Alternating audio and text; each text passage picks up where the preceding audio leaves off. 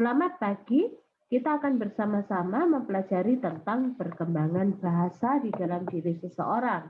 Nah, teori yang akan kita pelajari bersama-sama hari ini adalah teori dari seorang tokoh yang bernama Chomsky.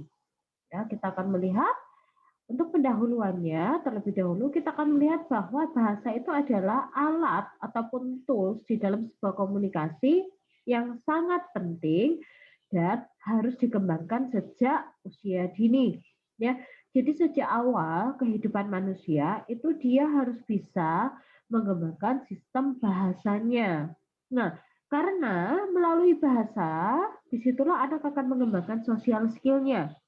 Dia akan belajar berinteraksi, membangun hubungan, dan bergaul dengan orang lain. Dan dia pun akan belajar untuk menyerap segala informasi yang ada di lingkungannya. Nah, anak pun akan belajar untuk berekspresi atau mengekspresikan pemikirannya melalui sebuah ataupun sistem bahasa, gitu ya. Nah, di mana anak itu akan belajar mengekspresikan baik itu melalui bahasa lisan maupun non lisan, gitu ya. Nah, di situ mereka juga akan saling memahami, saling mengerti satu sama lain juga karena adanya bahasa. Oleh karena itu, ya bahasa ini merupakan sebuah alat yang sangat penting dan memang harus dikembangkan ya. Karena disitulah anak-anak menggunakan bahasa menjadi sebuah sarana di dalam sebuah komunikasi ya, di dalam dia berinteraksi, maka komunikasi pun menjadi sarana di dalam mengembangkan kemampuan berbahasa.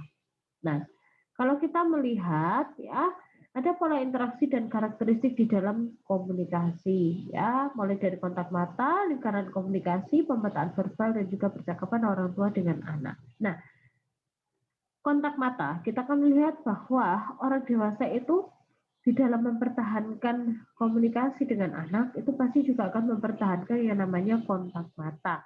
Ya, jadi kontak mata di sini maka orang tua akan melihat meminta anak untuk memperhatikan ataupun melihatnya dan juga orang tua pun akan memperhatikan anak. Nah, melihat ataupun menatap anak. Nah, contohnya ketika orang tua itu eh, berbicara dengan anak ya ataupun ketika orang tua itu menggoyang-goyangkan mainan di depan anak, maka orang tua dan anak sama-sama memperhatikan benda ataupun objek yang sama.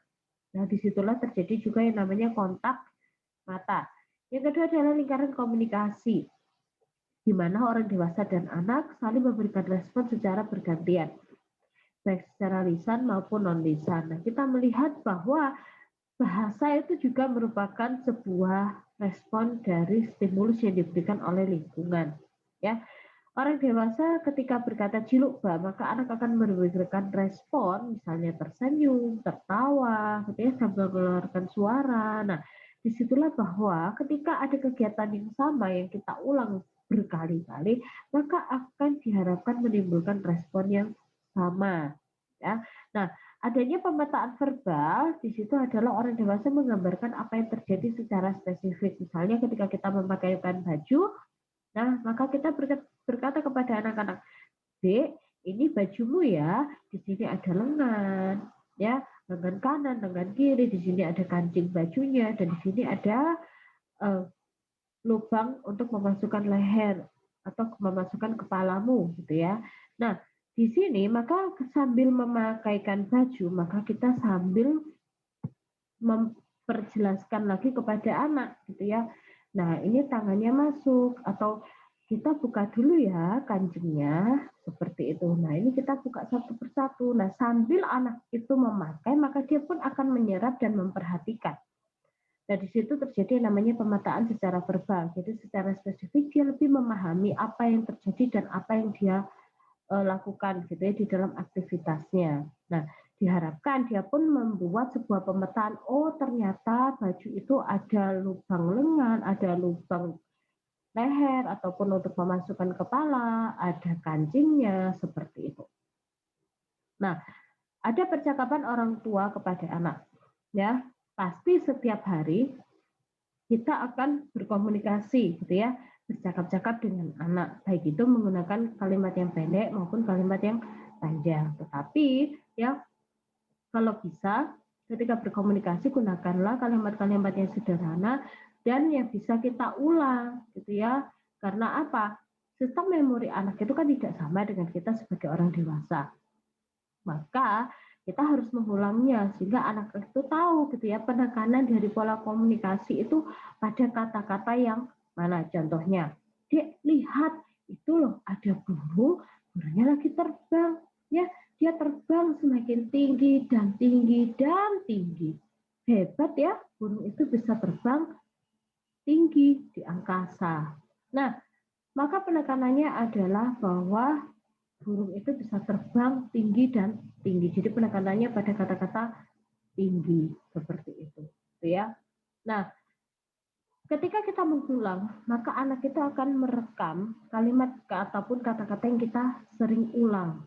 Dan di situ menjadi model awal di dalam pengembangan sistem berbahasa. Nah, ya, ini adalah tokoh yang bernama Chomsky, dia lahir di Philadelphia, gitu ya. Ini adalah sedikit dari autobiografinya. Dia belajar tentang linguistik dari ayahnya, bertemu dengan seorang ahli bahasa, dan dia terus mengembangkan konsep tentang berbahasa, gitu ya. Karena memang dia juga suka menulis dan dia banyak mendapatkan penghargaan, ya, sebagai doktor, gitu ya. Dokter kehormatan gitu di berbagai bidang ilmu. Nah, konsep dasarnya dia berkata bahwa awalnya seseorang itu memiliki gudang penyimpanan. Ya, gudang penyimpanan ini begini maksudnya. Ketika kita berkomunikasi dengan bayi, dengan baby, ya, maka baby itu belum bisa merespon secara langsung gitu ya dengan kata-kata, dengan kalimat yang panjang. Tentu dia belum bisa. Maka yang terjadi di awal adalah dia mencoba untuk memahami terlebih dahulu. Terjadi proses menyimak gitu ya, secara lebih spesifik. Nah, ketika dia menyimak, maka di situ dia menyerap ya, dia menangkap semua kalimat-kalimat yang kita katakan sebagai orang dewasa. Nah, disitulah kalimat yang ia dengar dia masukkan di dalam sistem memorinya dan itu dikatakan sebagai gudang penyimpanan yang dimana nanti ketika dia sudah mulai bisa membentuk sistem bahasanya dengan lebih kompleks, dengan lebih bagus, dengan lebih baik, sudah lebih berkembang, maka secara otomatis kata-kata ataupun kalimat yang sering ia dengar, maka itulah yang akan ia gunakan di dalam pola komunikasi. Ya, bahkan ia bisa menciptakan kalimat-kalimat yang baru, misalnya mama mau makan, gitu ya.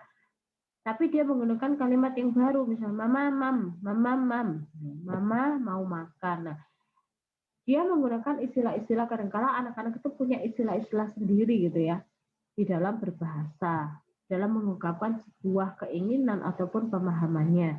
Nah, itu nggak salah, tetapi kadang-kala tetap ada yang harus kita benarkan seperti itu. Nah, seringkali pun gitu ya anak-anak bahkan orang dewasa pun juga mengalami kesalahan ya di dalam berkata-kata ya. Kita salah berkata-kata, salah berujar itu merupakan sebuah yang wajar, sesuatu yang wajar. Nah, anak-anak pun ketika dia di awal mengembangkan sistem bahasanya kadang-kala masih terputus-putus gitu ya. Mama makan, mama tidur ya nanti. Nah, terputus-putus karena apa? Karena terlalu banyaknya juga memori yang ia tangkap gitu ya, kata-kata yang ia tangkap sehingga di dalam memorinya itu full gitu ya. Dia bingung mana yang mau ia gunakan atau mungkin karena ia cemas dan lain sebagainya. Ya, ada banyak hal yang bisa membuat ia salah untuk berkata-kata. Nah, tetapi Chomsky ini memusatkan penelitiannya di dalam kemampuan anak tidak mengubah gitu ya kalimat pernyataan menjadi pertanyaan. Contohnya, buah apel dimakan Andi. Apakah Andi memakan buah apel? Nah, di situ berarti dia mengubah, gitu ya, mengkritisi sebuah objek, ya. Nah, di sini ya ketika anak itu berusia 4,5 tahun didapati mereka mulai menggunakan kata-kata tanya atau kalimat tanya ya. Ketika ia seringkali melihat mamanya menggunakan sebuah tas dan tas itu terletak di kursi ataupun di meja, maka ia akan bertanya, ini tas mama kan? Ini berarti memang dia sudah bisa menganalisa dan mengkritisi dan membuat sebuah kalimat tanya. Ya, ada yang namanya hipotesis bawaan. Nah, hipotesis bawaan ini berarti sesuatu yang memang sudah ada sejak lahir gitu ya. Dikatakan bahwa anak-anak itu punya kemampuan ya di dalam berbahasa yang akan ia kembangkan. Nah, bahasa itu dipelajari ya bergantung kepada budaya tempat ia dibesarkan. Jadi kalau anak itu dibesarkan di daerah Jawa Tengah, maka pola berbahasanya itu ya mengikuti pola berbahasa daerah setempat gitu ya, daerah Jawa Tengah yang notabene mungkin lebih halus daripada Jawa Timur ya, dan bisa jadi sangat berbeda dengan daerah mungkin Kalimantan gitu ya, logatnya juga sudah berbeda dengan Sulawesi, bahkan mungkin NTT daerah timur gitu ya. Nah, itu bisa kita pahami bahwa ternyata pola berbahasa itu sangat dibentuk oleh lingkungan. Ia mengikuti tatanan bahasa, pola berbahasa yang ada secara umum, namun lingkungan itu sangat membentuk bagaimana pola berbahasa. Misalnya di daerah timur itu kadang-kala berkata, "Sa mau mandi." Saya jadi "sa mau mandi." Tuh. Sumandikah? Nah, itu kan daerah timur berbicara seperti itu. Tapi kalau orang daerah Jawa ya, kamu sudah mandi, adik sudah makan. Nah, jadi ada memang pola berbahasa yang berbeda di tiap-tiap daerah gitu, dan kadang-kadang kita pasti akan mengikuti seperti itu. Nah, kemampuan belajar berbahasa adalah sesuatu yang sangat spesifik ya, jadi sesuatu yang sangat istimewa ya, sesuatu yang sangat istimewa yang dikatakan di mana anak-anak itu mempelajarinya dengan sangat rigid gitu ya, sangat spesifik di dalam mengembangkan pola bahasanya. Dari memahami huruf demi huruf, ya perbedaan huruf demi huruf, nah itu sangat rigid untuk dia pahami. Ya arti dari kata demi kata, sebelum itu dia harus bisa memahami suku kata. Nah itu merupakan sesuatu yang luar biasa. Dan itu adalah sesuatu yang memang sudah ada sejak lahir. Nah, namun kita tetap ada batasan bawaan. Dalam artian adalah anak memahami batasan-batasan di dalam mengatur sebuah kalimat, ya. Ada kalimat aktif dan ada kalimat pasif. Misalnya begini, Ani memakai sepatu baru. Sepatu baru dipakai oleh Ani. Ya, kalimat aktif yaitu Ani memakai, dan kalimat pasif adalah sepatu dipakai. Jadi gini, kalau kalimat aktif subjek predikat objek. Ya. Kalau misalnya kalimat pasif itu biasanya dimulai dengan objeknya terlebih dahulu, ya bisa jadi seperti itu, dan anak ini memahami gitu batasan-batasan di dalam berbahasa, ya, dan ada struktur bahasa, ya, ada struktur permukaan di mana anak itu hanya memahami tata bahasanya saja, ya, wujud pengkalimatannya saja secara dilihat dari strukturnya saja gitu ya. Istilahnya itu tampak luarnya gitu ya. Tapi kalau struktur dalam itu dia lebih pada menganalisa dan memaknai sebuah kalimat. Jadi artinya apa sih, maknanya apa gitu ya. Contohnya begini. Andi bermain sepeda di lapangan. Gitu ya. Di lapangan Andi bermain sepeda. Apa yang sedang dimainkan oleh Andi? Nah, ketika ada pertanyaan seperti itu, maka itu sudah sampai kepada pemaknaan. Jadi itu pada struktur dalam. Kalau struktur permukaan itu hanya tampak luarnya saja, ya, bahwa oh ada anak yang bermain sepeda, itu aja, namanya Andi, kan begitu. Tetapi kalau lebih dalam lagi, maka dia akan bisa menimbulkan pertanyaan dan pernyataan yang lebih mendalam, seperti itu. Ya, ada 4 komponen bahasa, ya, ada perkembangan fonologi, ya, ataupun pengucapan.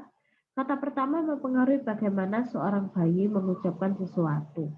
Ya, jadi ketika dia mulai mengatakan mama, mama, nah, ketika itu sudah lebih jelas, ya, semakin lama semakin jelas, maka itu akan mempengaruhi bagaimana dia mengucapkan kata-kata berikutnya. Ya, ketika ia belajar berbicara, mereka bereksperimen dengan bunyi, ya, mereka mulai ya, mendengung-dengung seperti itu, ya, mulai dari babbling, echoing, babbling seperti itu. Nah, dan dia menyederhanakan ucapan orang dewasa. Nah, pelafalan akan berkembang pesat sesuai dengan matangnya pengucapan vokal pada anak-anak, ya.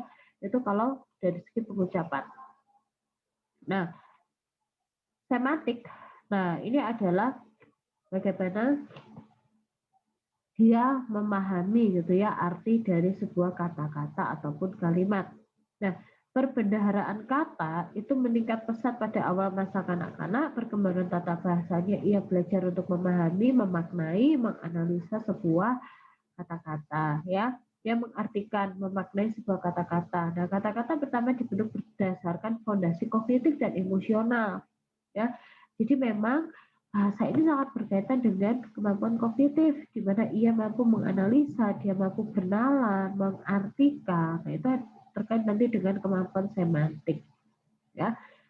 Nah, 18 sampai 24 bulan kemampuan bahasanya berkembang dengan pesat, berani mengkaitkan kosakata baru dengan konsep dasar yang dijumpainya. Jadi dia mulai mengembangkan kata-kata yang baru, gitu ya. Nah, anak-anak perempuan memperlihatkan perkembangan kosakata yang lebih cepat daripada anak laki-laki, karena anak perempuan itu biasanya sosialisasinya jauh lebih mudah daripada anak laki-laki, gitu ya. Dalam artian di dalam dia mengembangkan pola bahasanya biasanya jauh lebih mudah. Nah, yang sangat menunjang perkembangan kosakata adalah stimulasi verbal, di mana semakin sering anak itu berkomunikasi maka akan semakin berkembang gitu ya kosakatanya. Ada namanya referential style, yaitu gaya belajar yang berawal dari ketika anak itu balita menggunakan bahasa terutama untuk memberikan label pada sebuah objek gitu ya. Mama, nah berarti dia tahu mamanya. Lalu ada boneka yang biasa dia pegang gitu. Kayak ponakan saya itu ada boneka berbentuk penguin, tapi dia memberikan nama pada bonekanya adalah Ming Ming. Berarti itu dia memberikan label pada objek bonekanya. Itu namanya referential style, gitu ya. Nah, expressive style yaitu suatu gaya belajar bahasa awal ketika anak itu menggunakan bahasa, terutama untuk berkata-kata mengenai perasaannya. Mama lapar, mama antuk, ngantuk jadinya antuk gitu ya. Nah, itu merupakan expressive style di mana dia mengungkapkan apa yang dia rasakan, apa yang dia inginkan, gitu, apa yang dia pahami itu dia ungkapkan, ya. Nah, ada namanya perkembangan gramatikal, yaitu tata bahasa, di mana usia 1,5 tahun sampai 2,5 tahun anak-anak itu mengkombinasikan dua kata untuk mengekspresikan bahasa gitu ya, berbagai macam arti di dalam pola bahasa. Ada telegraphic speech di mana ada ungkapan anak-anak dengan menggunakan dua kata seperti telegram gitu ya, mama mandi, itu telegraphic speech. Nah, tata bahasa ini mulai berperan ketika anak-anak itu mulai menggunakan lebih dari dua suku kata, ya. Dia mulai menggunakan lebih dari dua suku kata, di mana dia mulai menggunakan dua kata yang mungkin ia pahami selama ini, ya. Misalnya kakak mau mandi, tuh ketika ia melihat kakaknya mengambil handuk, ia bertanya kepada kakaknya, kakak mau mandi, seperti itu, ya. Nah, anak usia 3 sampai 6 tahun ia akan menambahkan kompleksitas di dalam tata bahasanya dan nanti akan disempurnakan di usia kanak-kanak pertengahan, ya. Nah, usia 3 sampai 6 tahun ini ia berkata-kata dengan kalimat yang mungkin cukup panjang bagi mereka gitu ya. Tadi mama ke pasar, mama beli ikan, seperti itu, ya. Nah, orang dewasa bisa memberikan respon yang nantinya menjadi penguat di dalam pengembangan bahasa mereka, seperti itu. Nah, ada perkembangan pragmatik atau penggunaan kata-kata. Ya, kalau kita lihat mulai dari anak usia dini, dia akan mengembangkan secara efektif ya melalui percakapan. Keterampilan awal ini akan meningkatkan interaksi anak dengan lingkungan, ya. Bagaimana dia bisa mengembangkan kemampuan berbahasanya di dalam penggunaan setiap kata-kata yang ia miliki. Nah, ketika ada percakapan secara konsisten, maka ya ini merupakan indikasi di mana kita bisa memprediksi bagaimana perkembangan bahasa pada anak itu, gitu ya. Jadi ketika kita berinteraksi, berkomunikasi dengan seorang anak, kita bisa menilai loh perkembangan bahasa anak ini sejauh apa sih, gitu ya. Kosakata-kosakata pada diri anak ini bagaimana, seperti itu. Nah, kita bisa melihat bahwa ketika anak ini berkomunikasi, berinteraksi, berarti dia lebih banyak menggunakan kata-kata yang bagaimana, gitu ya, menggunakan kata-kata yang seperti apa, itu bisa kita pahami. Ya. Nah, ada tahapan perkembangan bahasa mulai dari bahasa awal, ya, mulai dari lahir ya sampai 1 tahun, di mana bayi itu membuat gerakan-gerakan tubuh sebagai respon ya terhadap sebuah ucapan. Ya, di situ ya ketika bayi itu menangis, bayi itu tersenyum, itu merupakan respon bahasa ya, dan bahasanya adalah bahasa tangis gitu ya. Ketika berusia 1 bulan, anak itu mulai mengeluarkan suara kecilnya seperti itu. Nah, eh, ia mulai mengeluarkan a seperti itu ya. Nah, ketika berusia 6 bulan, ia mulai membuat suara dari getaran bibirnya. Nah, ini bab apa ada ta seperti itu ya. Nah, di sini berarti dia mulai bisa mengeluarkan bunyi-bunyian dari fungsi oralnya ya. Nah, hal-hal seperti ini ya, vokalisasi atau sistem berbahasa seperti ini hampir terjadi di semua anak di seluruh dunia ya. Jadi bisa dikatakan hampir semua anak itu mengalami hal yang sama ya. Nah, pengucapan satu kata ya, usia 1 tahun bayi mulai memproduksi kata-kata tunggal untuk mengekspresikan kalimatnya. eh, Duduk, kue, makan, mandi, gitu ya, mama, papa. Nah, makna dari kalimat tunggal bayi ini hanyalah orang yang biasa berkomunikasi dengannya saja yang memahami, ibunya, pak ayahnya, kakaknya, seperti itu. Ya, orang-orang yang tidak biasa berkomunikasi dengan dia ya tidak terlalu bisa memahami gitu ya.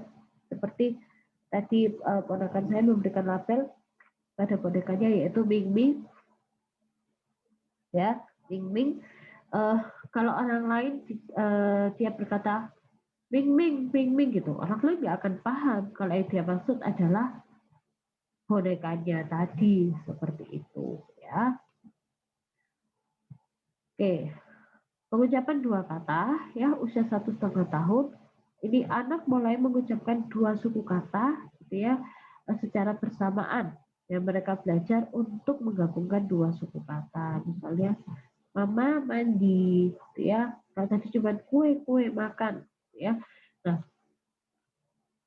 di sini misalnya gini, anjing itu lari lagi ya, pukul bola, ambil bola seperti itu. Nah, pengembangan gramatikal di usia 2 sampai 3 tahun menggunakan 3 atau lebih kata-kata secara bersamaan dalam satu kalimat gitu ya. Mama mau kemana? Nah, seperti itu ya.